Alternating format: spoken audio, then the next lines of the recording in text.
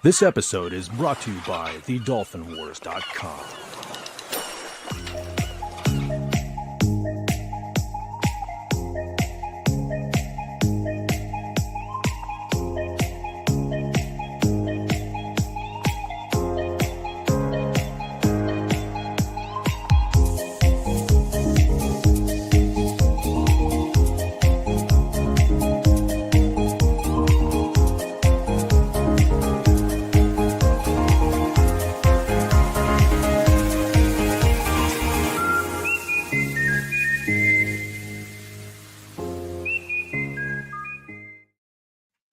Good evening, everyone, and welcome to King Dolphin Television, episode 324. I am Raymond. I am the author of the Dolphin Wars trilogy of books. I am also the ruler of the greatest pod on YouTube. I would like to welcome a fellow author, a YouTube creator, a scholar, an all-in-all Renaissance woman, and an all-in-all wonderful person, Raquel Briggs. Oh my goodness, that was an incredibly kind and generous introduction. How are you, Raymond? I am just doing wonderful. Oh, good. That's good to hear. I think that King Dolphin TV in color. It's looking rather slick these days, and you have a lot to be proud of. The channel has grown immensely, and Yes. And the stuff that you're using to promote it looks so beautiful. Is that Fet for Hire?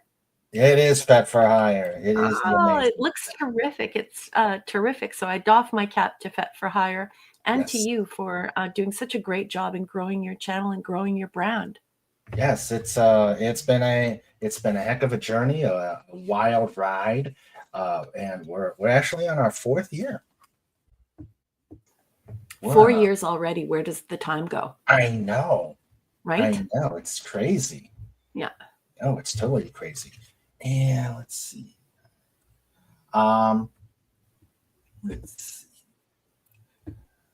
So, before we get started, if you like what we're doing here, if you love these interviews, if you love these the fun we have on Just Cuz, if you love the reviews that I do, and if you love the serial known as Radio King Dolphin, Radio KDTV, please like and subscribe. And also, if you're so inclined, I'm not monetized as of yet. I'm still inching my way to that golden land. But if you are so inclined, please go to the tip stream, the tip link on top of the chat, and put some ducats in the bucket. StreamYard is not getting less expensive, and I want to keep the lights on going here on the channel. So Raquel knows about all the travails of StreamYards, etc. Yeah. So please enjoy yourself tonight. And I'm going to start shouting at people who are just coming in. And I got this from Clobbering Times because it personal. I always felt it personalizes everybody. Makes them all feel like they're a great a part of our virtual coffee shop. And so I want everybody to feel welcome, especially if they're new people, like Bubba Doom. Bubba Doom! Hey, Papa Doom. How's it going? Yeah. I missed that. I missed that. Really? Oh, yes, I missed that. I missed that. Okay, so let me just put. Let's see.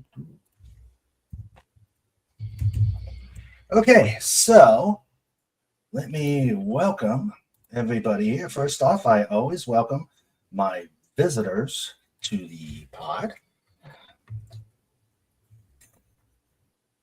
Max Redstone.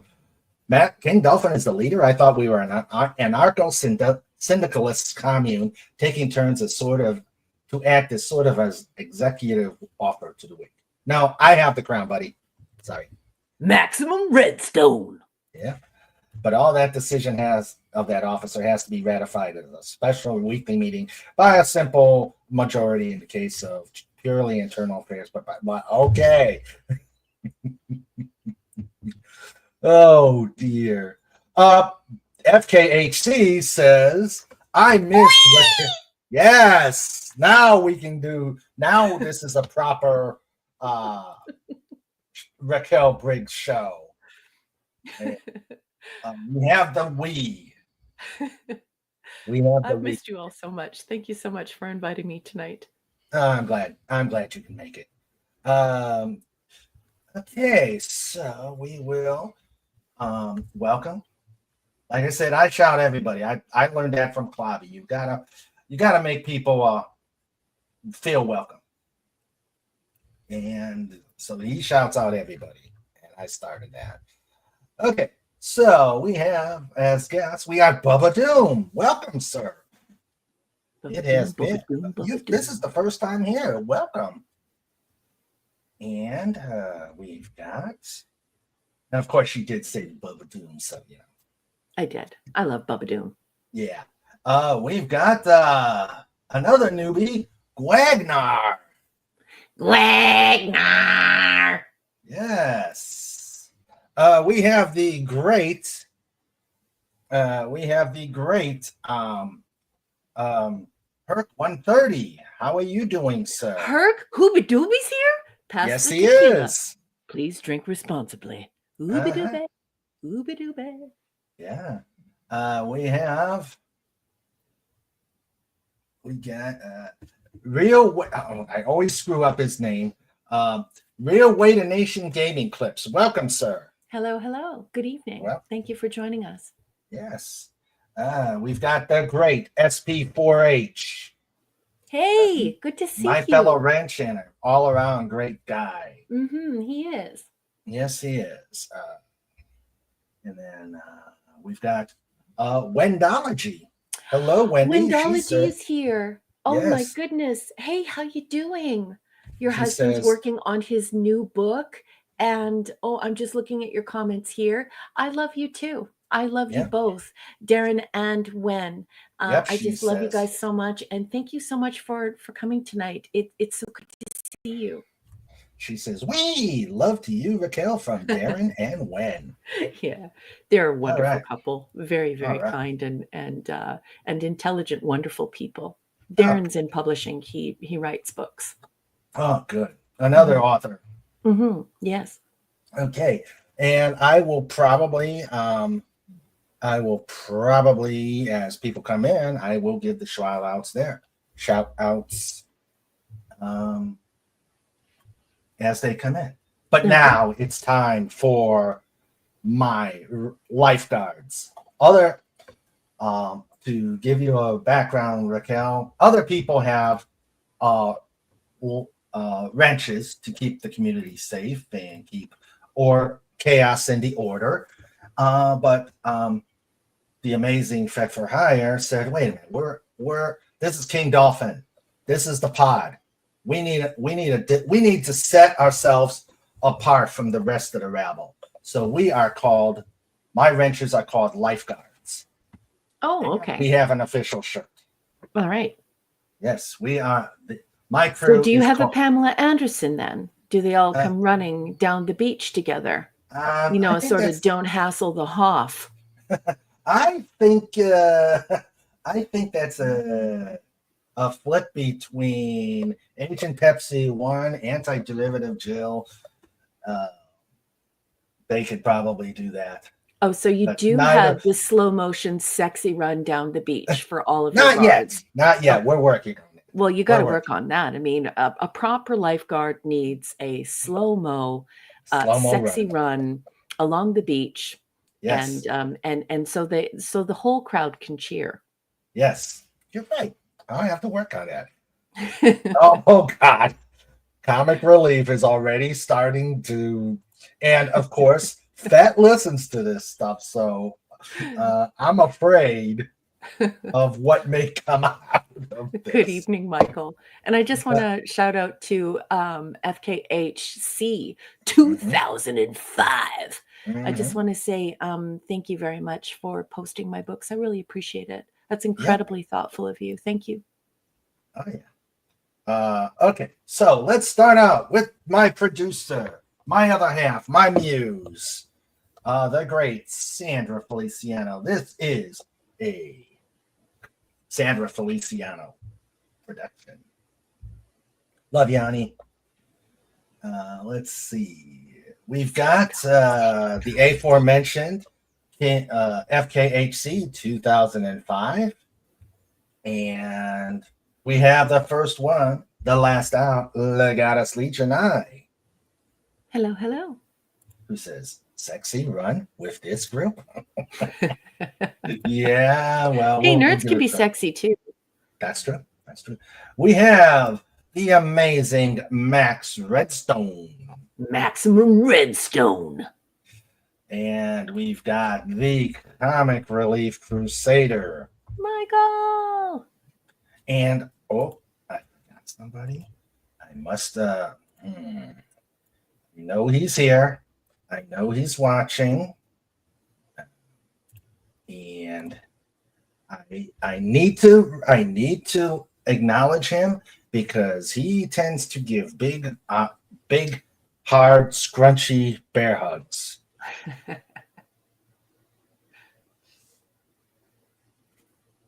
Go ahead, Raquel. Go ahead. Oh my gosh, I haven't done that in many, many years. Snort a poopus, Cuber. Oh, good to see you, Raquel. Good to see you. And Snort, you have a great show. Snort up, poopus, Cuber. Yeah, you do it better than the dolphin. You have a new pen for the new dog. Yeah. It's gigantic. Yeah. Yes. And there he is, right there, sleeping. So nice. Yeah. Oh, good. Thank you. Thank you for keeping up the shin kicks. Shin kicks are important. Yes. Yes, we got the yes. Especially if someone you love and respect as a nerd or a geek has decided to buy Funko Pops. That is the ultimate punishment for them. Shin kicks. Now I don't do I don't do Funko Pops. No. We haven't had him on in a long time either. Snorter Poopa says, hail the trike, and anyone gets out of line here, they do get the quick shin kicks. Yes, no delay. Yeah. No delays. Oh, we also Max is trying to start things up here. Max. I got one for Christmas one year, and I mean, I'm not getting rid of it. It's Mirror Spock. So I'm keeping it, but I'm not taking it out, and I'm certainly not collecting. Someone actually gave me a Funko Pop of, not asked, but of a baseball player from the local ball team. And I've got it somewhere, but like I said, it's one of those it does not come out of the box. I think I just still have it in the basement. Yeah. Yeah. Like I don't understand the popularity. Yeah, me neither. Yeah. I don't get it. Yeah. And they crashed hard, Michael. They crashed like Beanie Babies. But the difference, I think, is that Beanie Babies, in some pockets of the world, Beanie Babies are holding their value. I don't think Funko Pops, after they crashed, I don't think they held their value. I think a lot of people tried to get their money out of them, but Jiminy Cricket. Yeah, probably start. Move them over to the eBay. You buy them, and next thing you know, you're sending it into eBay. Yeah, exactly. I mean, it's just a wall of plastic. I could never imagine collecting those, but to each their own. Yeah, To each his own, her own. that's true. Okay. How we're gonna do this? We're just gonna do a chit chat. Talk about how things have been going with Ms. Briggs. Talk about her books, and we will open the FKH. She says there are an Ollie's out now. I bet. Yeah. What's But Ollie's? FKHC it's a super. 2005. What is It, Ollie's? it's a super discounted store down here in the U.S. I mean, it's where they sell the things that they sell the things that no one wants. Yeah, here in Snow America, we do not have an Ollie's. Ah, okay. Yes, we're getting there. So, yes, we're going. Hey, comic, we have not talked since Hungry Boy. She was on with Hungry Boy. That's how long we have not had a chance to talk. I mean, yeah I've seen her on. I've been on the Star Trek thing, but we've got to reconnect. Well, it hasn't been easy for to connect with the podcasting community, to reconnect with them because I'm now working full time, so that factors into it, right? How is Hungry Boy? I think he's been doing okay. He's still we're still working on. He's our consultant, Comics and my consultant on our special project, and he's been torturing Comic Relief by giving him all sorts of drawing tests. Oh, yeah. So wow. So basically, free lessons. Mm-hmm. Oh wow. Yeah. Yeah, he's a very, very talented guy. I certainly love bragging about him whenever I'm a guest at a comic book convention or a pop culture fair, or I'm at a book signing. I love people. I love to tell people the story of how we met and how he did the cover for my first book. He's a very remarkable and generous human and immensely talented. As we see even big multi-million-dollar publishers and authors move toward AI generated covers. It's just amazing. It makes my heart swell with so much pride to know that my cover is done by somebody like HB, even though it's done anonymously. And just the talent and just the fact that a human being did it rather than an AI prompt. Yeah. I'm lucky I had Fet for Hire do mine, and he is outstanding. Yeah. A Fet for Hire does your book covers. Yes, he did. Oh wow, that's amazing. Yes, he did, and he's done very great work. He is a very valued member here of the pod. Oh, nice. Yeah. Oh, that's amazing. Bubba Doom, go do your housework. You don't have to respond in the chat. I think he's just letting everyone know that he's not leaving, but he won't be responding in the chat as he does his chores. Yep. I mean, he tells us that his name is Bubba Doom, but I happen to know that he is Papa Doom. So he's got a whole family. When Hungry is ready to come back, he will let us know. He is taking some personal time. Oh, okay. So he's taking a break from the whole thing as well. Yeah, I thought I would be working part-time. It turned into a full-time gig, and I'm really enjoying it. And that's great. And I just don't have as much time to podcast as I used to. So whatever HB is doing, I know it's something great. Yeah. And so, if I may, so you've been saying you've got but before I do that, this is where I got to show you where Hungry Boy has been relatively relegating Comic Relief when he does the tests. So, and he's not allowed to leave until he has passed said tests. the pit. Oh my. Yes, he is relegated. He has to do all his drawings from this hole. Oh my gosh. Okay, Yep. so does he fall out of that tube? Dad, I'll tell you, when we had PodCon, we went to Gettysburg, and in a store, in a military paraphernalia store, Mm-hmm. under a grate, is this. My thought is it was probably a place where they put prisoners of war during the Battle of Gettysburg. So I took a picture of it, and it has become the pit.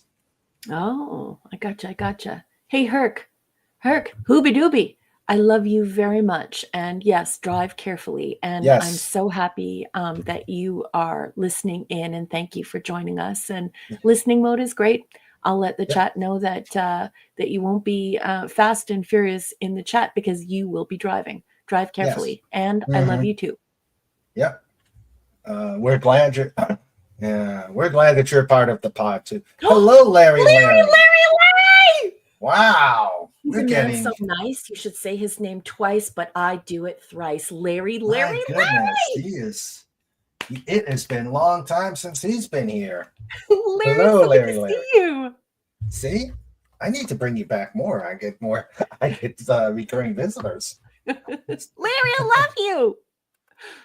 So, you have a job. It evolved from a part-time to a full-time. If I may ask, what does it involve? Oh, I'm just teaching again. Oh, back to teaching. Great. Yeah, I'm too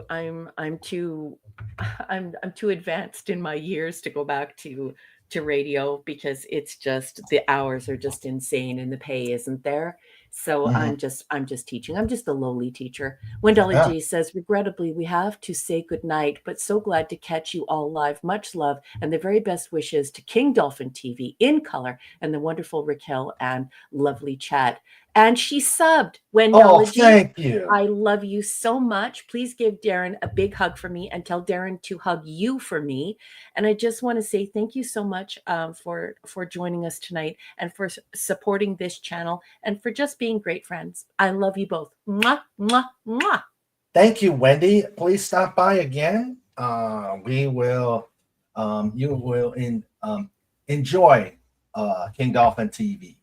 So they are a very artistic, very talented, artistic couple, and they're just terrific. They're wonderful people. Oh, okay. So is it college or secondary? It's a mixture. Oh, okay. Yeah. Cool. Great. Congratulations. And I'm glad you're enjoying it. Yeah, I really am enjoying it. Good. And so is it still giving you time to write your books, or are you getting like inspiration? Yes, or inspiration? It doesn't serve as inspiration because I'm mostly teaching Shakespeare and things like that, and rhetoric and essay writing for post-secondary. But one thing it does is it affords me time to write, and I am writing a Science Fiction Tales Volume 3.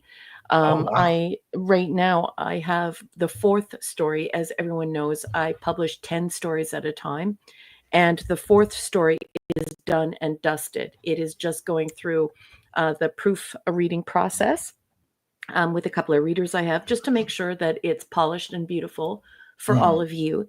And then I'll start work on story number 5. And once I hit 10, everyone knows volume 3 will be up and running.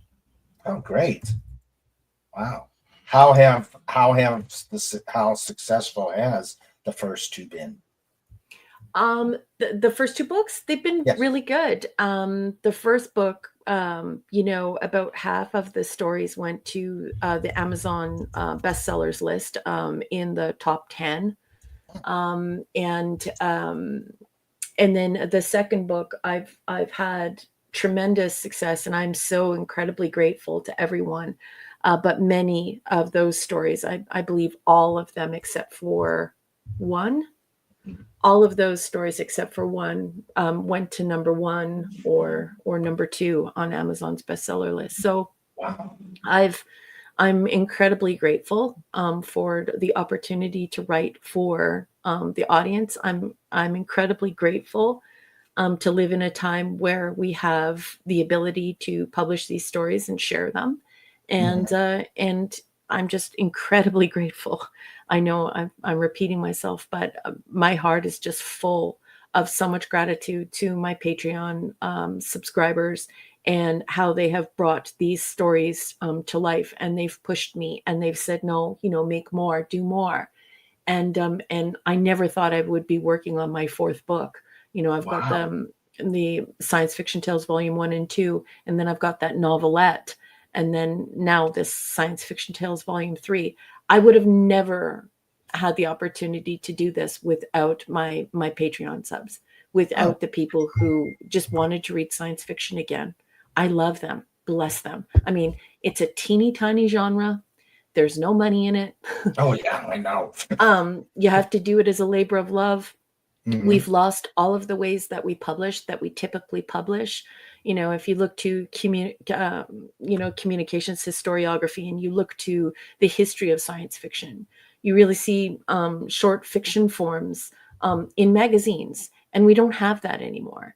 And worse still is that magazines had this evergreen quality to them, where they would lie on a coffee table in a doctor's office or in a Hmm. cafe or in a diner for years.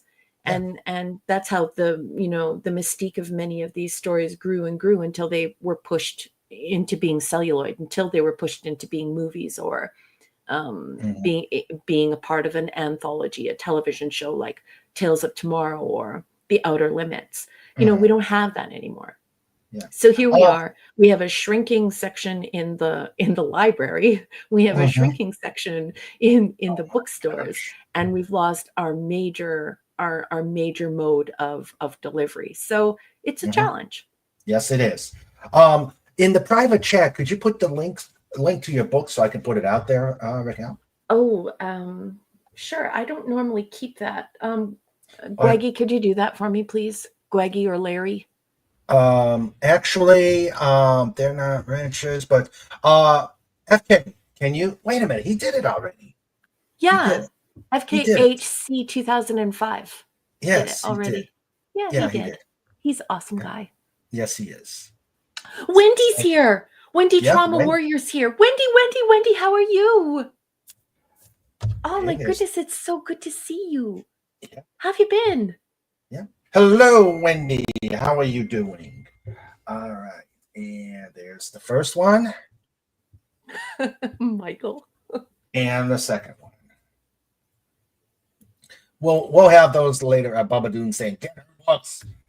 Yeah. Thank you so much. Uh, and and I know you've done the same.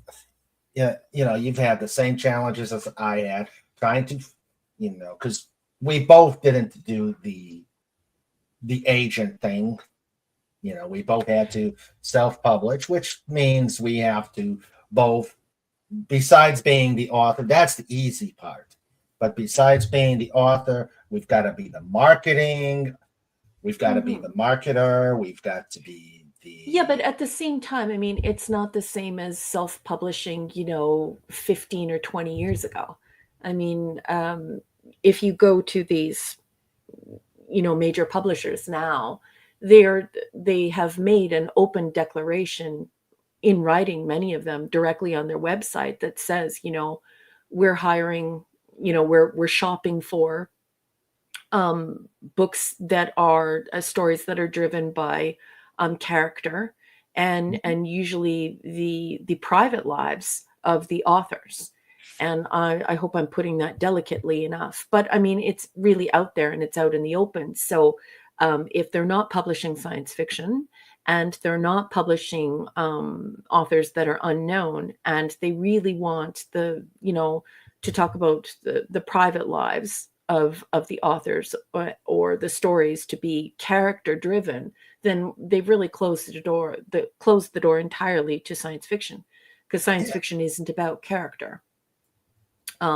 true science fiction should be about the ideas, right? Mm-hmm. We have plenty of other genres to handle how you feel in your naughty bits, if you're tingly in your naughty bits over this or that. And we definitely have enough genres to cover drama and murder and all of these things. Science Mm-hmm. fiction is a very special genre Oh yeah. that should chiefly be this cerebral encounter with these ideas and of futurism and innovation and inventions, and what's to come, and how we're going to grapple with it, right? Yep. How we're going to grapple with the progress of these things. and Mm-hmm. and so if there's no room for that, you either roll over and die and stop publishing it. Or you go elsewhere and find other means to do it. Exactly. Look at Andy Weir. Millions of people went to go and see The Martian.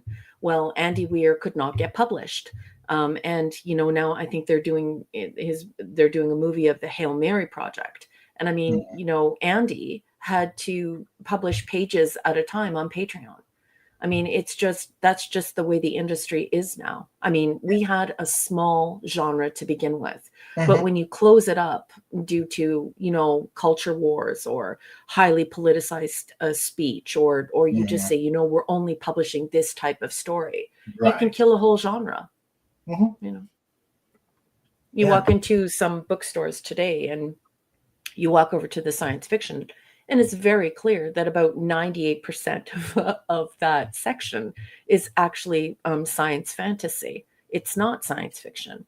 And so, where are we going to be publishing the Asimovs? Where are we going to publish the Andy Weirs? Where are we going to publish, a hard science fiction, or science fiction that endeavors to be pure science fiction insofar as it covers the science. It does so diligently in an incredibly realistic way, in a Mm-hmm. plausible way, and allows the reader to explore how much they know about the topic, grow their knowledge of the topic, and Mm-hmm. develop their own opinions on it. Yeah. So it is. I mean, I don't think it's ethical, but I mean, it's what's happening right now. Yeah. If you And we wanted have to to. publish science fiction right now, it would really have to not be science fiction in order for that to happen, and that's unfortunate. Yeah. That's no. It's very true. And I've done mine have been a blend of military. I've merged military with science fiction and character development, and I'd like to think I did a pretty good job of it. I don't know if you've gotten my books. I have started reading them.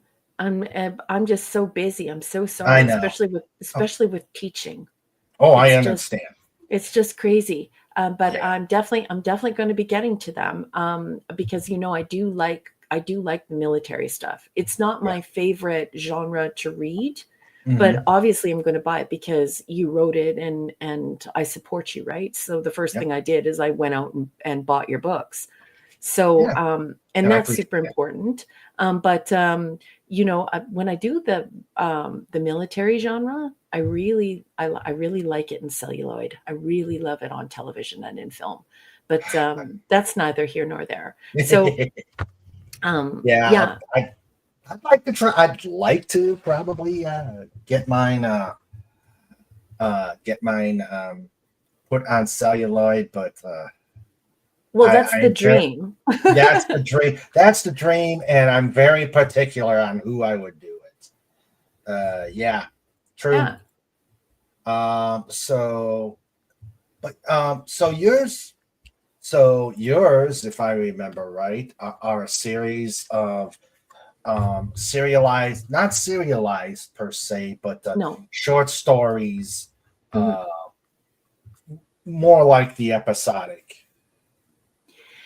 Well, they're so here's the thing. Um, People really enjoy when there is a hint of a filament between stories.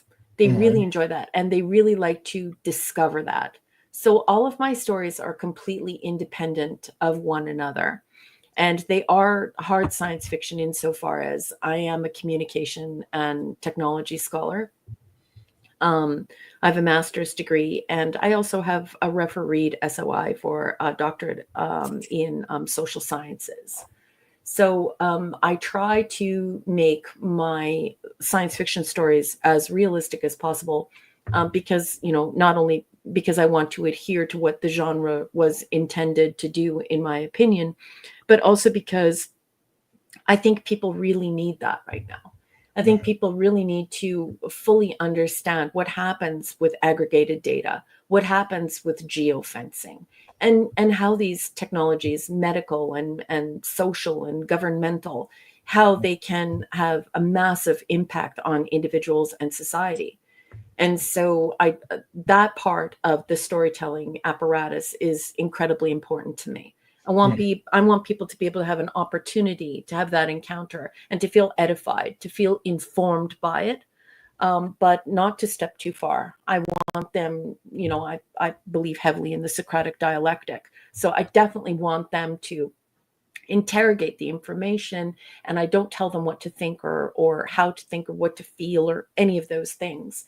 I just present the information and plausible scenarios. And like I said, that should be, in my opinion, the function of science fiction. And so I want them to enjoy themselves, but also walk away saying, I didn't know that it could do that. That's crazy. Maybe I should get involved.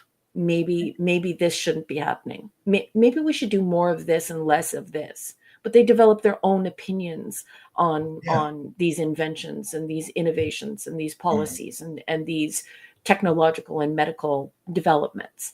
And so that's an incredibly important part of my writing. So each story is independent, in the same fashion as, Philip K. Dick's Electric Dreams and Tales of Tomorrow and The Outer Limits. And I'm a huge fan of the anthology and the short story fiction forms. So they're very much like that. But you will, if you are reading the books, you will discover that there are connections between the stories.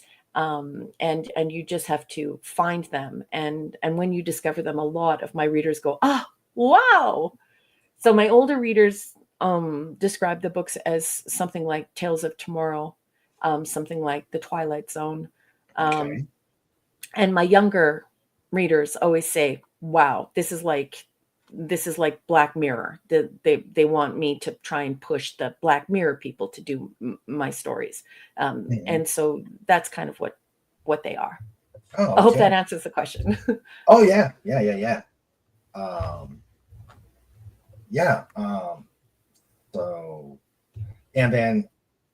So, and then, you're on Patreon, and I am. That's something that I wasn't going to do, but the people, when I was on Saturday Night Star Trek with Clobby, and when we used to do Clobby's Clubhouse, a bunch of people got together, especially Larry, and said, like, we have to do something. I think I was on my first book, and I was like on my fourth story, and the great Eric Kay and a few folks got together, and they just said, look, like, you need to try this Patreon thing. And so I just did as they said. Once I found out that Andy Weir was doing the same thing, I was like, I need to get over here. I need to get over there and do this. And so they made me do it. And I wish I would have listened to them sooner. I really do. Is working the Patreon environment difficult? I'm a skeptic. I've always been a skeptic when, like with Comicsgate, Patreon, and some of the other stuff. My thought, and it's probably been holding me back, but it's like I'm a skeptic, and I tend to say if it's too good to be true, it usually is. So I've been. Well, the thing about Patreon is that you can't use Patreon as your sole source of income. Oh, no. So maybe that's why it's a little bit different for me. I'm using it in the same way as Andy Weir was using it. So I issue stories, and I have 3 levels in which people can support me. So I have like a fan level, and that's where you can read all the posts, and I think you can read all the posts. I forget. And then I have another level where you can purchase the stories. And then I have a high level where folks get a copy of the book many times, especially if they're friends of mine. I actually physically send them the book, which is signed, which is very expensive. I send them paraphernalia from anything that I'm doing. Mm-hmm. And I don't spend the money on myself. So I don't make a lot of money on Patreon. Basically, my patrons pay for me to go to publishing events, and they pay for my marketing. Okay. And so they're incredible, and they know what they're doing. So sometimes I'll show them like the stand signs that I buy from Vistaprint, and I'll share that with them, and they know that they bought that for me. So if I've been invited as a guest to a comic convention, or I'm at like a pop culture fair, or I'm doing a book signing at like a local market, all of my signage was paid for by my patrons. Okay. I've been sending my books around the world to different bookstores. My patrons pay for that. So I basically pay for my books, and my patrons pay for me to get stuff done, to get people reading it. But I don't look to them as a source of income. They asked me to get my butt over there because they wanted to be my publishing company. They wanted to be my corporation. And they have turned out to be exactly that. They work hard, but I am accountable to them, and I only use their money to buy signage and make signage, to do promotional things, to do different mail outs that I can't normally afford, to get to conventions that I can't afford, to do markets, to try and build the audience. They do all that for me, but that's what they asked me to do. So I don't look to Patreon to be my sole source of income. I teach full time, and that's what I do, right? Yep. That's true.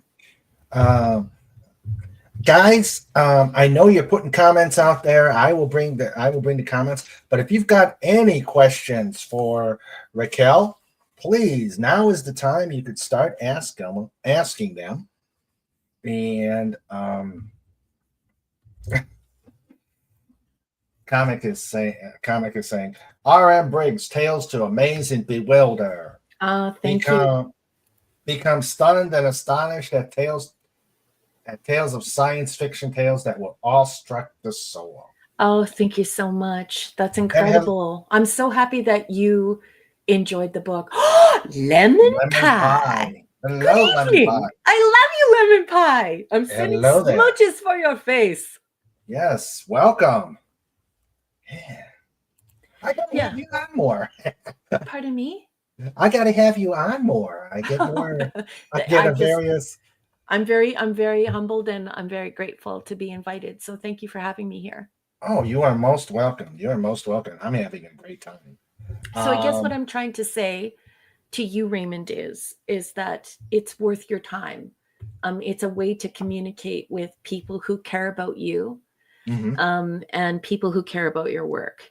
And if you have the work and people are enjoying it, I mean, we have to make sure that we get our work out there, right? And there is no shame in self-publishing, because they changed the game. You know, the game is now the corporations decide what gets published. Yeah. The corporations now decide who gets published. I mean, I read one major publisher almost verbatim. They had this up on their website. I think it's still up on their website, and they're a major publisher of science fiction. You know, we're looking for people who are writing exactly these kind of stories. And if you're not writing these exact kind of stories, then you need to have this exact kind of private life.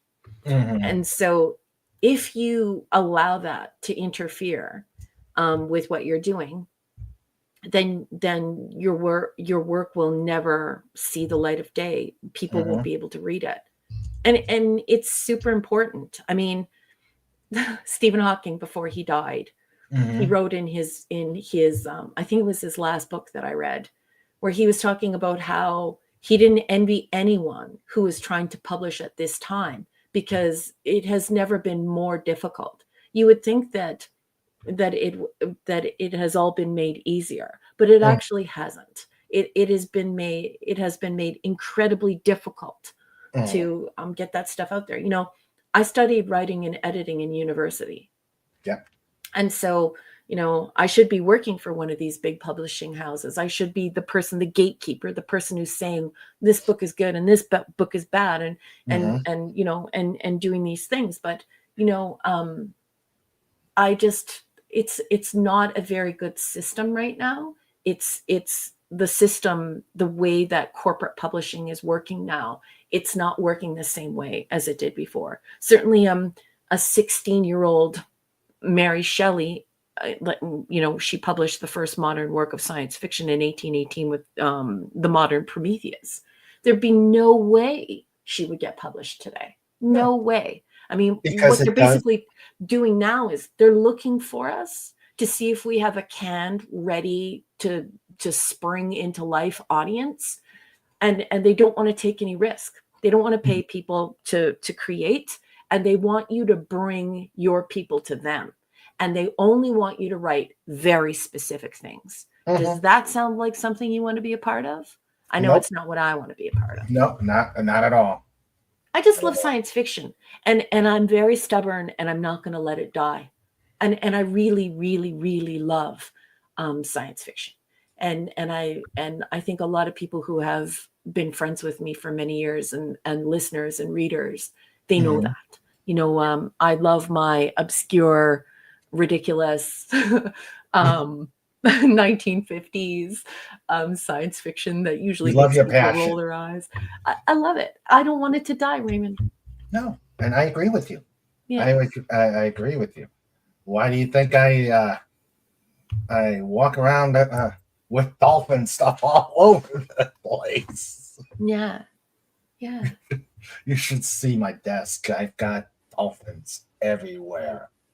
Yeah, that's great. And two of which one was a wooden dolphin, hand painted by my granddaughter, my older granddaughter, and then the younger granddaughter gave me a little bitty dolphin. So yeah, it's either dedication or obsession. Well, you know, it can be a little bit of both. But would you mind doing me a favor for one moment, please? Sure. Could you take a second to ignore me and please talk to my good friend Larry, because he has a question for you about your third book, and I just love him so much, and he's so smart and such a wonderful person, and so Larry, Raymond. Yes. Talk about this third book for a minute, and I'll be quiet. Yes, Larry. It's called Blood Feud, and I will. My grandchildren. Well, here you can get all.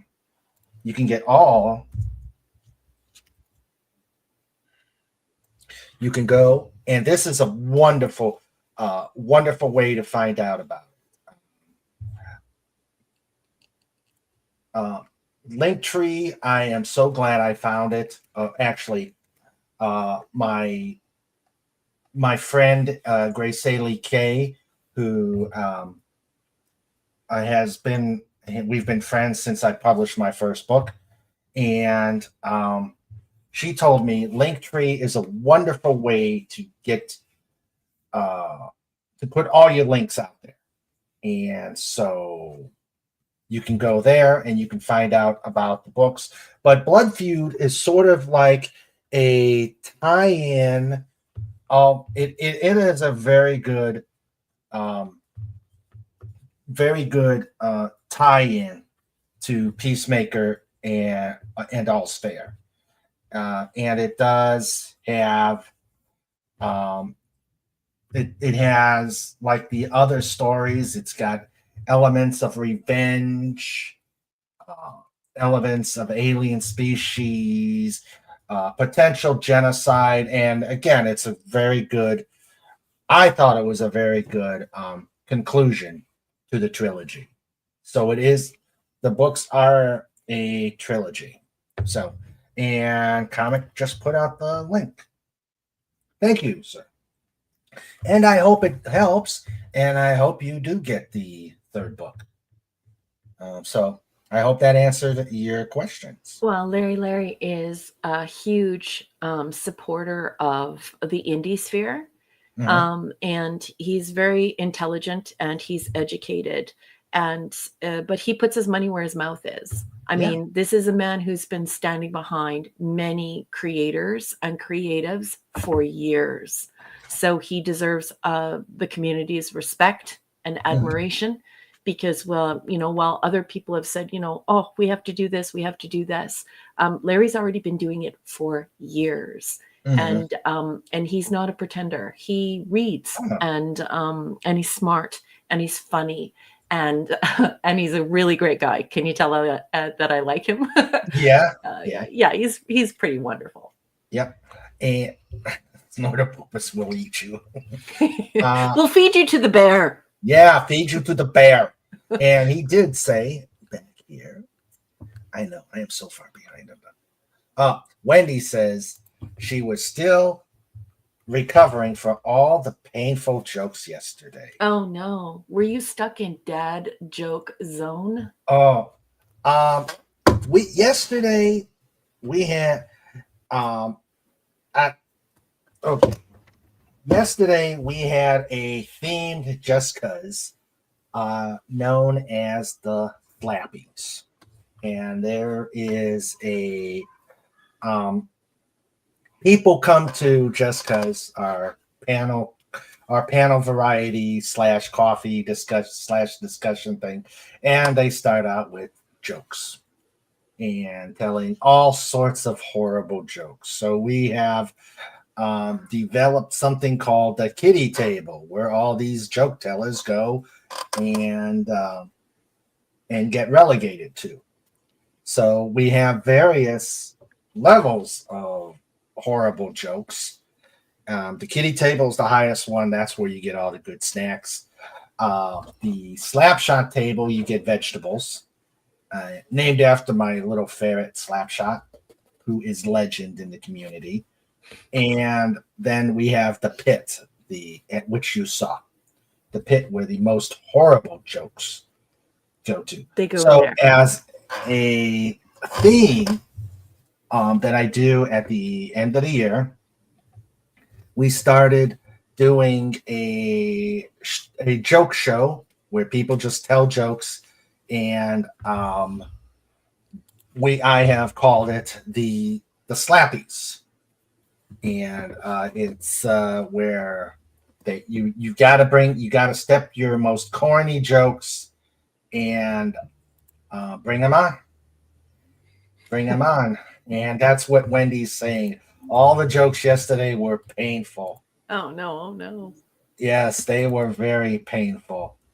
And so Would you we mind don't give if an I award. Would you mind if I just interjected? I'm so sorry. I beg your pardon, Sure. but I just don't want to get too far away and lose Bubba Doom's comment here. Yes, I was going to mention that. I love him so much, and he's stopped what he's doing to come into the chat to say something. So he says, sorry about that. good science fiction, hard science fiction has the ability to carry more heart than the fantasy.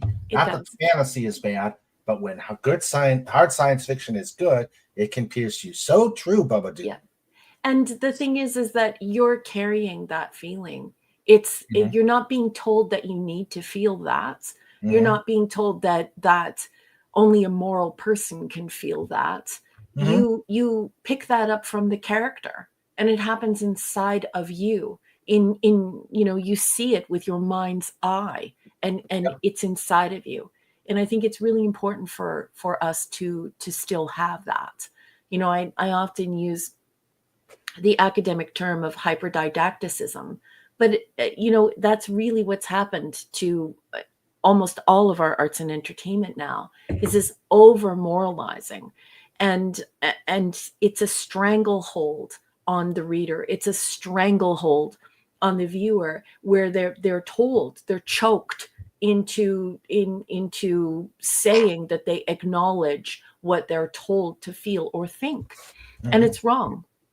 it doesn't matter, even if what you're saying is good, even if your intentions, even if you have the best intentions, it destroys the storytelling apparatus, and it turns all writing and arts and entertainment in essence, it turns it into propaganda. Good science fiction, hard science fiction that is brave enough to let you think for yourself, should stick with you. It should stick with you and either give you a positive or a negative feeling for an extended period of time, so you can think about it. Because the whole idea behind it is for you to understand how that technology, how that innovation, how that invention, how that thing is going to affect your life, and how it's going to affect the lives of the individual, the society, and certainly the future, right? Our present and our future. And we do have the ability to step up and say things, especially when it comes to things like AI. We don't have to passively sit back and wait and take it. No. We can have an impact if we all get together, and if we're informed. The thing is that that's the most important thing about still having hard science fiction in our periodicals, in our everyday reading, is staying informed, and exploring those ideas and being empowered by what you learn inside of it. Yep. And Sandra says, there's no such thing as just a teacher. It is an honorable profession that enriches our life. Where would we be without those who can teach? Not everyone can. Well said, Sandra. Yeah. Well said, honey. It's very kind, very kind. And you're also a teacher. Yes, she is. She is. She's a teacher. Yes. Okay. Let's see further down. So, yes, Larry, you have to understand something about Larry. Like, he's not a beginner. This isn't his first rodeo. He's the king of the rodeo. He likes hard copies. Do you have hardbacks? No, sadly. I'm considering it. We talked about it in the back room. So yeah, I'm considering it. But right now they're large. I don't do the small paperbacks. I do the larger. Oh, you do the trade backs. Oh, that's good. Trade backs are nice, and they have larger font size. But if you meet a lot of bibliophiles, many of them are like connoisseurs of jacketing, and they really, really like their hardbacks. So that's my humble suggestion to you, is that you definitely investigate your ability to do a hardback, because there are a lot of bibliophiles out there like Larry. But Larry says that it's not going to prevent him from buying your books. He just put in the chat, paperbacks are fine too. Yeah. Let's see. And Larry says, extreme left activist authors only get published. Yes, I agree totally. And let's see. I'm trying to. Where did Gwagnar go? Gwaggy, where are you? Yeah, you're. Where are you? Let's see. Sorry, had to do a little counselor camel toe. There's Gwaggy. So yeah, Wendy had to endure a lot of bad jokes yesterday. We all did. And Snorter Pooper says, me's a senile old burr and forgot it. Hello, Raquel. Oh, hello. Let's see. And Comic Relief said, I'm just glad I could push both of your books at the con. Yeah, I remember when you did that. That was crazy. Did you know that he did that? After the fact. Michael, that was so crazy. I thought that was so cool. Yeah, he gathered up some stuff from the indie sphere, and he hosted it at a local con. Yeah. And that was just thought it was great. Cool. Yeah. Yep. He had books on display and QR codes to access. Very thoughtful and I took incredibly generous. I took the QR code with me when I went to my event on the 7th. Froze my butt off. So let's see. Yes, too long since Raquel's been on. I love you, Larry. I have missed your company so much. I've missed hanging out, talking to you, joking around with you. I miss your company. Max says Raquel will send them the book, which currently costs $62,350,000,000. Remember, that's Canadian dollars. This is a joke, that a running joke, because Max is one of the Americans who has become fully aware that Canadians are not exaggerating when we talk about how expensive it is to mail things. So Max and I always joke that if we were to send anyone anything to the Polar North, that it would cost $1 million. So when I first started podcasting, I had a whole bunch of friends who were American, and I would try to explain to them, that's incredibly expensive. I can't get that in Canada. And they would be like, oh, get out of here. Like, go on Amazon, look at this. And here they're looking from Amazon.com. And they think that, that I'm exaggerating. But then a bunch of Canadians started joining in the chat, and Canadians started taking screenshots of the import fees and the delivery fees. And all of these things, right? And so it was it became a running joke on Saturday Night Star Trek, because of course, even if I tried to support a friend by buying a t-shirt, I think one time I tried to buy a t-shirt of a friend, and in America the shirt was on sale on the website for $15. By the time I got to the checkout, and we had exchanged American for Canadian money, we had the import fees, we had the shipping, we had the taxes, we did it all. It was close to $60. And I was like, I can't buy a t-shirt for $60. I have fought the Sandra and I have fought the shipping and handling to Canada. I'll still do it. I'll still do it. If Yes, of course you have to still do it, but I mean, it's just, I don't think people fully understand just how much it costs. It's bazongas. It's so horrible. So it's nice to have all of these Americans who now fully understand that it's what you see in America is not what we see here in the Polar North, where everything costs $1 million. Larry just bought your book. Oh, fantastic, Larry. Thank you. Very Greggy much. made a comment. Yeah. Legata says, when publishers gatekeep what can't be written, that destroys creativity and creative freedoms. Well said, Larry. You are well. What an amazing comment. That hits the nail right on the head. And you see a lot of authors, and you see a lot of editors, big names now in the publishing industry, who are the chorus is growing of people who are saying, yeah, this is really hurting. It's really hurting publishing. It's really hurting books, but it's also hurting society. If you can only publish one type of book by one specific type of author, and many times that means that they have to be able to bring like their a whole bunch of people with them, a ready-made audience with them. That doesn't necessarily mean that is a book that should be published. I mean, that's ridiculous. One publisher that I looked at actually said that we do not accept science fiction. We do not accept science fiction short stories. But if you look, they're publishing science fiction short stories from well-knowns, from people who are multimillionaires who have had, dozens of publications. So what you're saying is you're being hypocritical. So true. They're being hypocritical. Yeah, and they're ruining their opportunity to have fresh blood, fresh stories, and to make reading into a thriving industry again. Yeah. Max Redstone says barriers to entry being lowered or destroyed has consequences as well as benefits. Yeah, that's true. And we end up with 50 Shades, barf.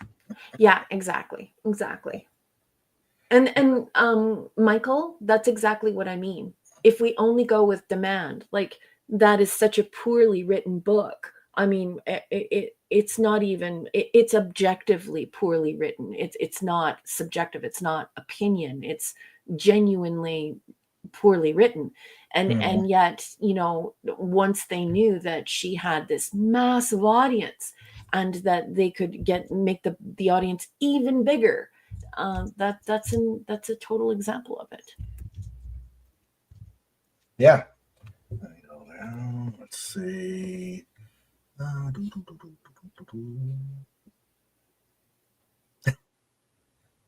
It was too many jokes that put me off my feet. I could only eat about 50 pounds. Sorry, Snort.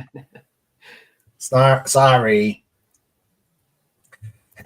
Papa Doom says, that'll preach, RM. Amen. Love you, Papa Doom. Yes. Papa Doom. Papa Doom, you are amazing. J-Man. J-Man's here.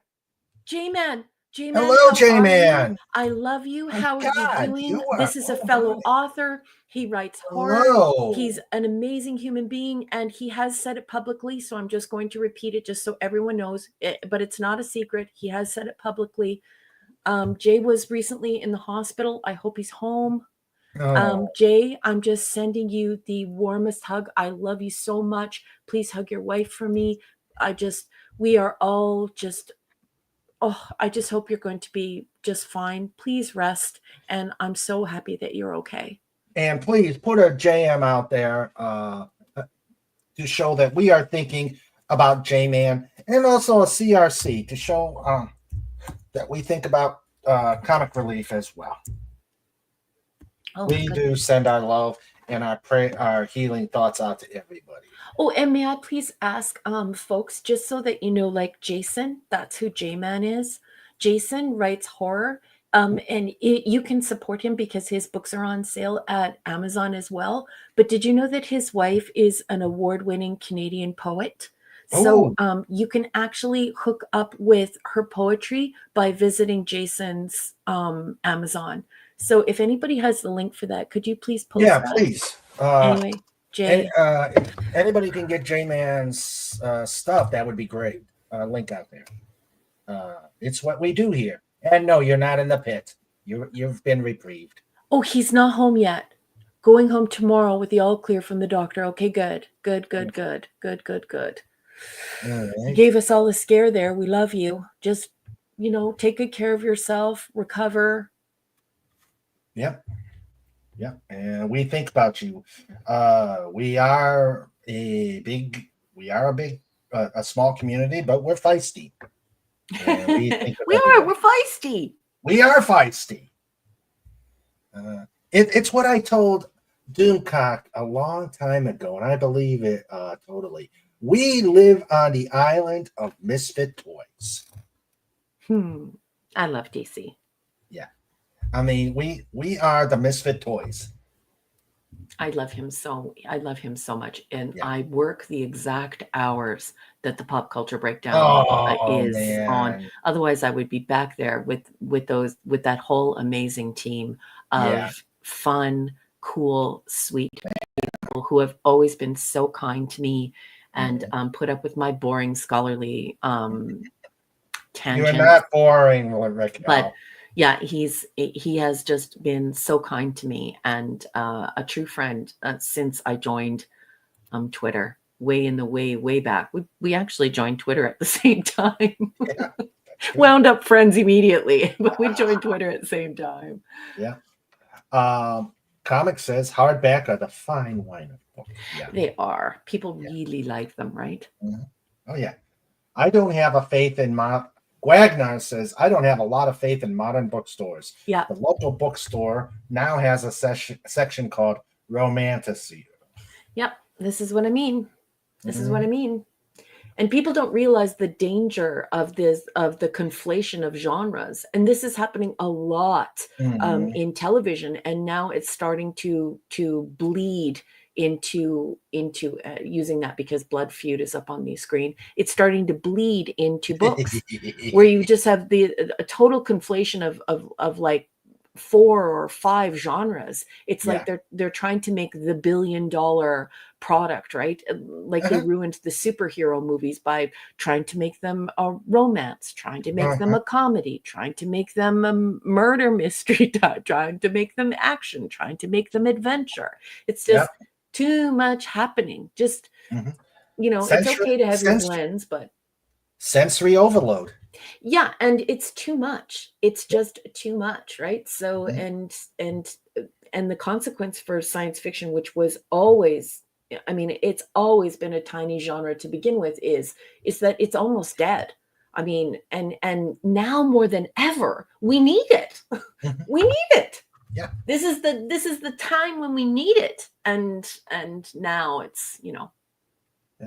Wagner says it's very expensive to ship to Canada. You get hit by brokerage fees that are more than the cost of the item. Correct. Yes. Correct. That is correct. Max Redstone says, thank you, Wagner. King Dolphin gets more than ramen tonight. Actually, I made homemade chili. Ramen? Like noodles. Yeah. Ramen noodles. Yeah. Like Japanese ramen noodles. Yeah. Ramen noodles. But yes, Max Redstone, I made homemade chili tonight. Perfect food for a snowy day. Snorri. Snow America? Yeah. That's what people in Europe call Canada. Snow America. I was mixing my metaphors because Snorta Poopa says, thank you, Larry. Don't forget to ask for your complimentary walrus. Snort. Yeah. Oh, Larry, I am now on Kobo because of that. Yeah, the Kindle is a pain to get a book to download. Larry, I have heard that from so many people. I've also heard that from like close friends of mine who I know in real life, like Gwagnar, that he has paid for one Kindle book and received another Kindle book with a completely different title. So I'm on Kobo now. And I'm just doing it just strictly for folks who don't want to deal with the whole Kindle thing and have the Kobo device. But I've heard that the Kobo is much better than the Kindle. So I've had no problem. I guess because I use the Kindle app on my iPad. Yeah. What and yeah. So if you have their app, you're golden. Legatus. I am also a physical copy only consumer. Plus, I love the smell of books. Books. Yeah. Like just walking into a library. When I walked into the Trinity Library in Dublin, I sat down and I didn't move for about 2 hours. My husband can explain to you how that was for me, because it felt like I was in a church. It felt like heaven. It felt so beautiful. And the smell was beyond belief. Leather and cigarettes and history just smelled so beautiful. Although I'm not a smoker and I think the smell of cigarette smoke is disgusting. Old books, on the other hand, when they are imbued with the scent of old cigars and history and I love it so much. Still reads the Star Trek comics, Larry. Oh, you're still reading them? That's great. And the Gold Key. I remember the Gold Key ones. No, Michael, he's talking about the series that Clobby wanted me to read all of the Star Trek comic books. And so we were doing that together on the Clubhouse. And so Larry, who is, he loves to collect books. He's a bibliophile. He bought all the physical copies like I did. And we were enjoying them together. We were reading them together and they were a ton of fun. We did like 2 or 3. I think we were on like our 4th series and we didn't get to finish, but yeah, we were doing that together. Oh, Larry, I love you, honey. Yep. You could tell a person loves books when you have a trailer to handle the excess stock. Yeah. We've had to get brand new, Sandra and I had to get brand new bookcases, additional bookcases, and we still maxed out our useful load. Houses can only fit so many things. Going to like. I'm glad you're feeling better, J-Man. Oh, it's so scary. I've got to get you on, J-Man.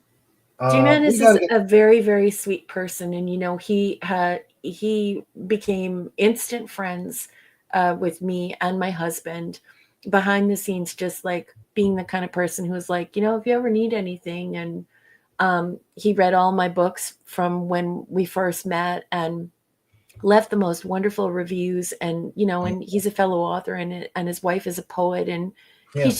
he's so fun to be around. And then he met Clobby, and those two became friends. And he's just, Clobby and I always say behind his back, he's just a genuinely good guy. He's just smart and funny and kind, and yeah, he's just a ton of fun to be around, and he's quite knowledgeable about popular culture. And Clobby and I used to argue over him. I would argue that he had a nerd side, and Clobby would argue he had a geek side. So we used to have a tug of war over him, probably much to Jay's delight. It drew a lot of laughs. Yeah, J-Man, we got to get you on. I'll get it. If you can get me a DM or whatever, we'll set something up. Yeah, he did these wonderful comic book reviews with Clobby, because they would take these deep dives that only like hardcore dedicated hardcore OG comic book people would like. And so they had these teeny tiny audiences, and it was just really disappointing for me, because what they had going on, like our buddy Sean is on there too. And I don't know if you know Decepticon, but he's like one of the coolest nerds on YouTube. And I just love that guy. So he's friends with Jay, and they're both, Jay and Sean are Canadian. And so here's Clobby taking these deep dive rabbit hole, doing rabbit hole reviews on these obscure comics, and these comics that it seems like like normies aren't interested in. And they had so much fun together, just laughing and sharing the details and talking about the comic books. It was very inspiring, and it was just so sincere and wonderful. And I'm so sad that it ended. So yeah, if you hook up with J-Man and Sean, they're two really, really amazing people, and I definitely consider them my friends and Clobby's friends. Yeah. Sadly, I couldn't make a lot of them because Eastern time is a pain, and everybody in my community, only a few of us are in Eastern time. Everybody else is Central and It's West. hard. And Yeah. I know it's a hello, Dalek 451 extermination time. Extermination. Listening while playing games. Well, glad you're Larry says Kindle is a pain to get a book download. I don't seem to have the problem. I've been able to get some good books on Kindle. Besides comic books, because I have now gone to getting Kindle comic books on Kindle because I just got way too much. My comic collection has outlasted my house. That's how it is. So it's a burgeoning collection. Yes, Bubba Doom says to me, Winston's taste great like a cigarette should. Bubba Doom, like when a book smells like old cigarette smoke and old whiskey and the air and just it's hard to describe the smell of an old book, leather and whiskey and cigarettes, and it's all faded. And it's the smell of greatness. Yep. Legatus is a physical copy only person. Wagner says I can't get the story Heaven in digital. They keep giving me the happily ever after story, and it's not the same reading a book as it is off a screen. Yep. It's not, and that's actually physical. So that's not a subjective opinion. That's an objective fact. We absorb information in an entirely different fashion and to an entirely different level when we're reading on screen. against reading a physical copy. So you have made a great point there. Having that physical copy, you're ingesting the material, you're imbibing the material. And I don't disagree. In a much deeper way. You're not scanning, you're not skimming. You get engrossed into the book. You get engrossed in the book, and you are deeply reading. And deep reading is so rewarding, and it's a transformative experience. So I love that comment. Thank you for putting that comment here. Yep. Babadoon says it's not sci-fi, but I wonder what they do to Mario Puzo nowadays. Probably not publish him. Yeah. Let's see. Going down. Agreed, Sandra. Agreed. Yeah. Okay, let's see. Smell and a feel of a real book. Smell and a feel of a real book. Yes. Right? Yeah. Yes. Gwaggy says that he misses the Earth B reviews. Yeah, I know. He's one of those. Hardcore geeks, and Gwagnar probably could have been on that show with the boys. He knows so much about those exact same comics, and so I love you, Gwaggy. Yeah, like I said, I wish I could have gone on them, but it's just time zones. Dead Man Clan! Hey, Dead Man! How are you and the missus? Hey! How are you and the missus? What a sweet person. Good to see you. Thank you for stopping in. Yes, hello, Dead Man. Say hello to the missus for us. Larry, next step, have e-reader output old book smell.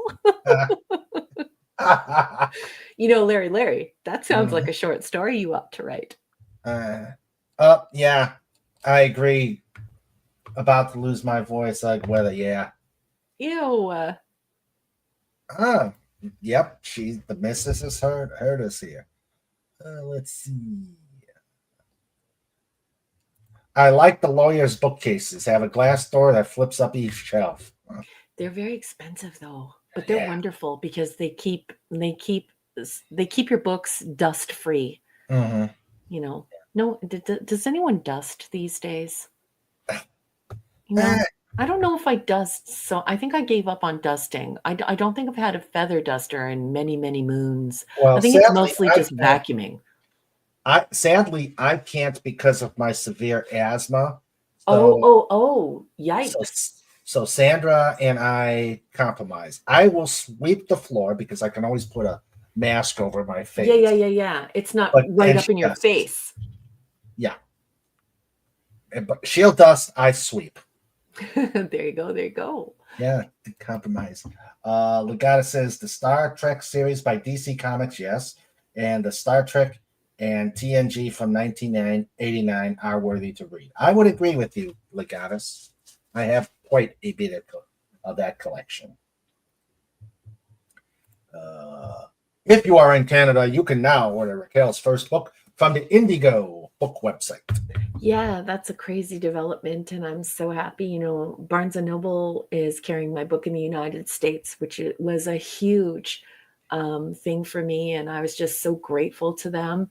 And now Indigo will be carrying my book in Canada, and both books in Canada. And so it's just a huge honor, and I am incredibly grateful to them. I mean, it's Canada's largest corporate bookstore, and it's pretty amazing that they would carry my books there. So I'm so grateful to them and for them. I'm going to check my God, I hate doing searches on Norton. You've got my, because I think I have a location, a Barnes and Noble bookstore here by me, and I'm going to see. And you're saying they're available in the U.S.? They are. Yeah, they are. Oh, I may have to check that out. Yes, it's Yeah, I have a Barnes and Noble by me. Nice. Where I thought, and I will have to look into that. Yeah. Okay. Let's see. Comic says I might have to get tips from Mikkel on storytelling, but I think I might be capable. However, I cherish the more experienced knowledge. I only got tips from Barry B. Longyear. I'm sorry, I don't know who that is. Yeah, I've never heard of him. Hello, Finity. Finity, the timey-wimey lang. Good evening. Hello. How are you? You had to give me something that dislocates my tongue when you say that. I'm old, Finity. I don't speak as well as I used to. Snort says, I don't bother dusting. It just accepts the dust and covers everything again. Besides, I'm old and create dust. That's great. That's the perfect response. Yes, that is. Yes, got to watch those dust bunnies in the under the couches. They attack you. Boy. So. Oh, thank you, Larry. I didn't know that, sweetheart. Which were sci-fi author. Yeah.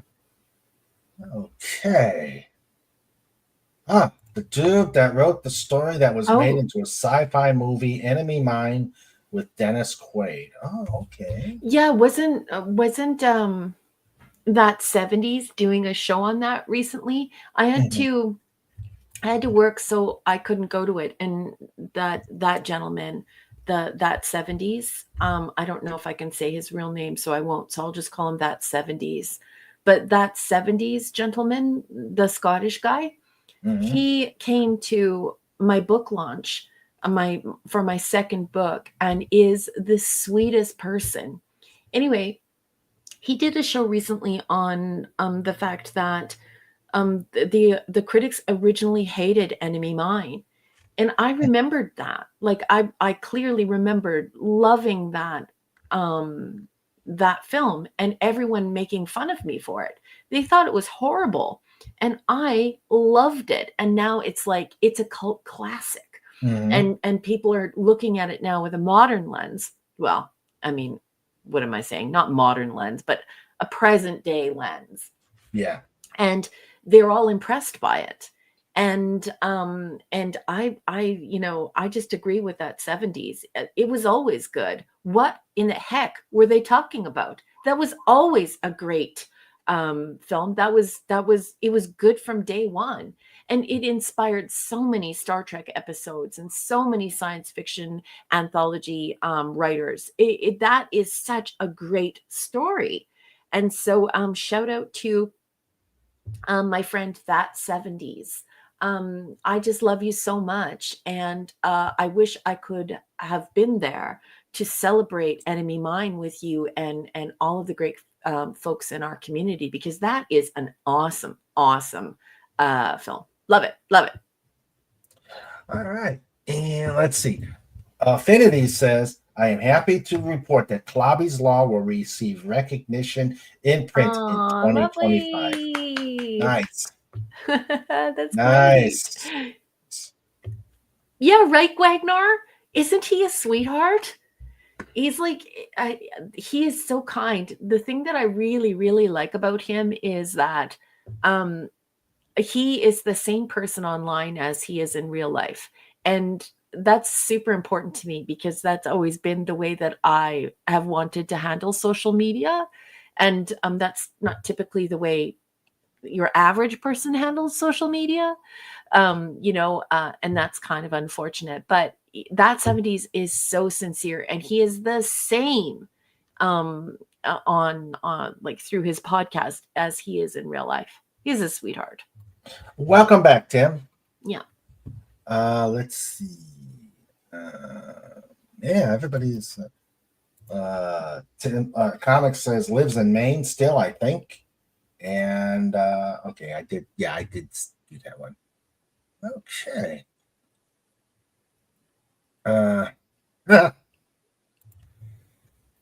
70s rock fan is awesome. He pointed out Yeah. that Back to the Future couldn't happen according to the rules set up in Back to the Future. That sounds like him. Yeah. Yeah.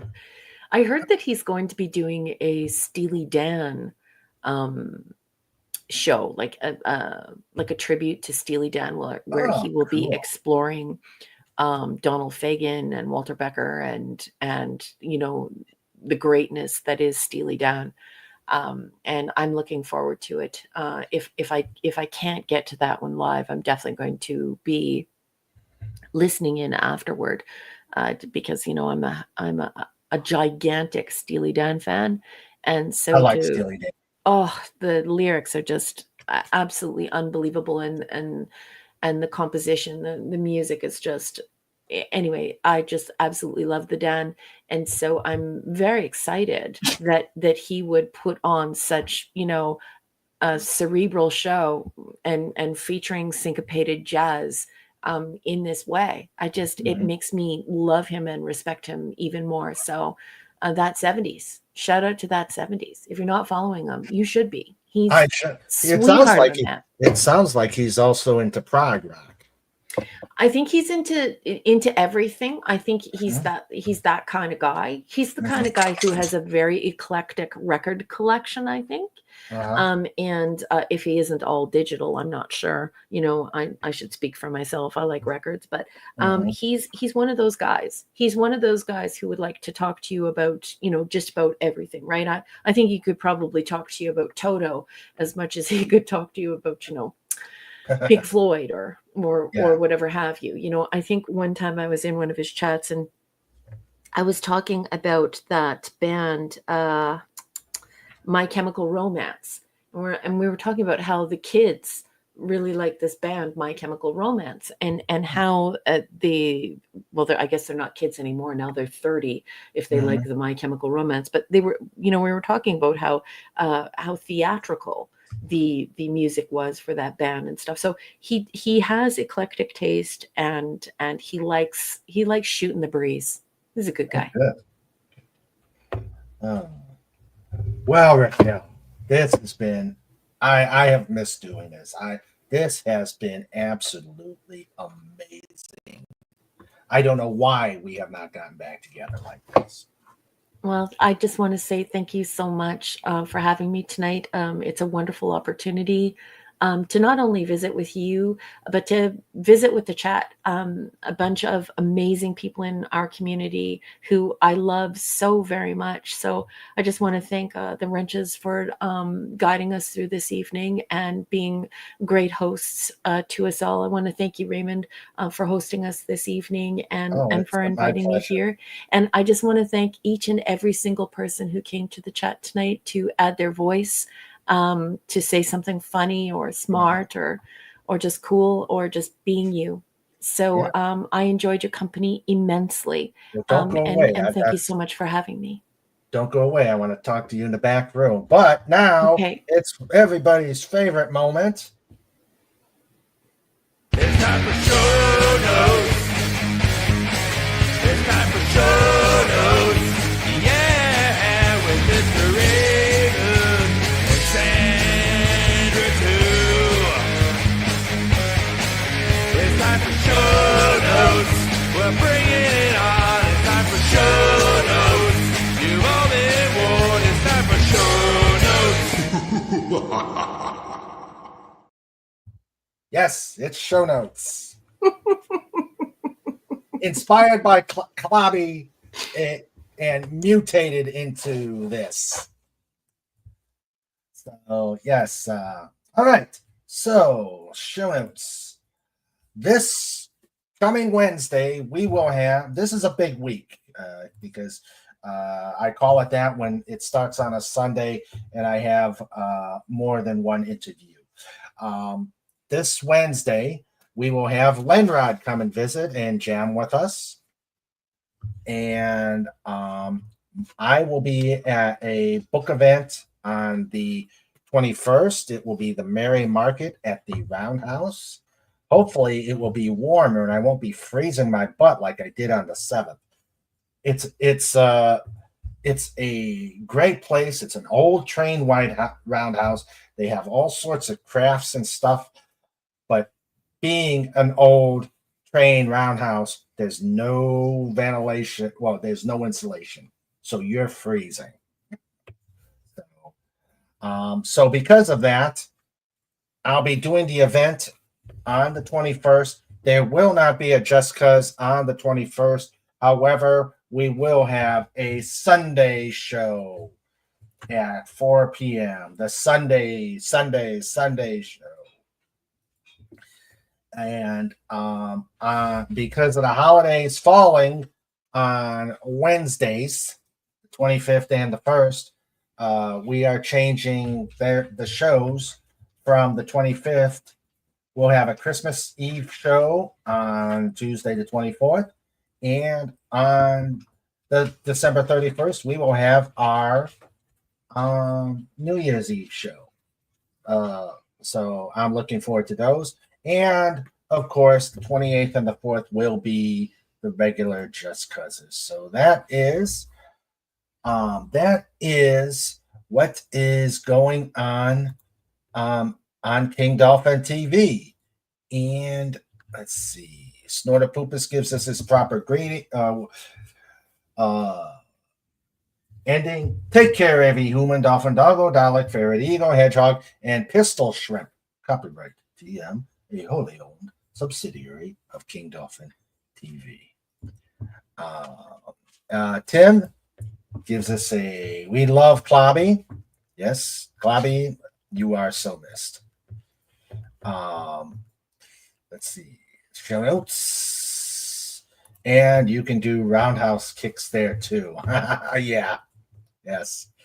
Thanks for reminding me, Tim. I gotta get the Dolphin Hunter a copy of the Slaughter in the Water music that Lenrod did last night.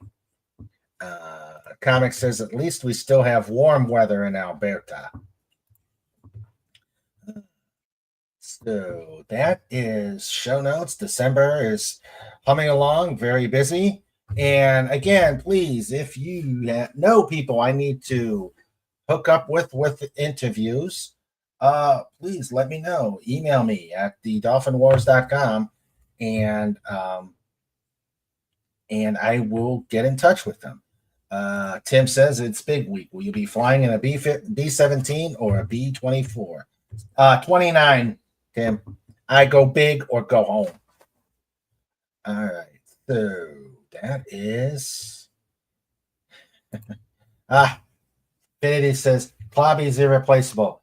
Hearing the professor's voice has been a rare treat. I agree totally. Thank you, Captain Finity. I agree totally, Finity. I agree totally. Thank you, sweetheart. Your words go directly to my heart. Thank you so much. Yes. All right, so we shall. It's time for show notes. It's time for show notes. Yeah, with Mr. Reagan and Sandra too. It's time for show notes.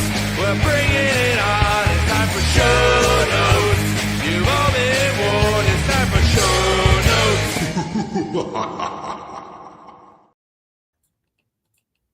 True, Larry. I forgot. Yeah, it'd be a B-52. Go big or go home. All right. So let me, as Clobby taught me, you got to welcome everybody, and you got to shout them out at the end. So let me thank everybody who has been here from the bottom of my heart, and thank you for joining us. We had Bubba Doom. We had Finity, the timey-wimey limey. We had the Dadman clan, Dadman and the Misses. We had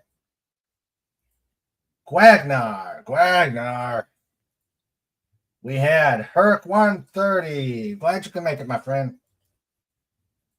We had J-Man. Yes, we gotta hook up, J-Man, and I'm glad you're feeling better and hope your healing continues. Larry, thank you for being here and for purchasing Blood Feud. Bring back. Yes, thank you for buying Blood Feud. We had Lemon Pie. We had Real Wade Nation Gaming Clips. We had SP4H. And we had Windology. Thank you for being here. You guys had great stuff to say, and I hope you guys come back. Please come back. We have a lot of fun, and we have a lot of interviews. And of course, now I got to thank my lifeguard. We had the Comic Relief Crusader. We had the Maximum one, Max Redstone. We had Legatus Legionnaire. We had FKHC 2005. We had the Exterminator, Dalek 451. We had Fez Forever, John Rendell. Sorry, you better late than never, my friend, but I'm glad you're here. And we had Wendy Webb, the Great Trauma Warrior. And almost last but not least, my producer, my muse, my other half, Sandra. This is King Dolphin TV in color, a Sandra Feliciano production. And lastly, the Bear Beyond Compare. Florida Pupas! You bar. Dot scream. Hashtag roar. Great show. Welcome back, Raquel. All right. Well, Raquel, thank you very much from the bottom of my heart for being here. I had a great time. I hope you had a great time. And I hope you will consider coming back. I will. Thank you so much for inviting me. Thanks for the company. You guys were great. I had a wonderful time, and I hope you all had a great time too. Good night, everyone. Good night, everybody. See you Wednesday. And please check out Raquel's books. We've got the links out there. You can find them on Amazon. And yeah, stay safe, stay warm, and we'll catch you on Wednesday.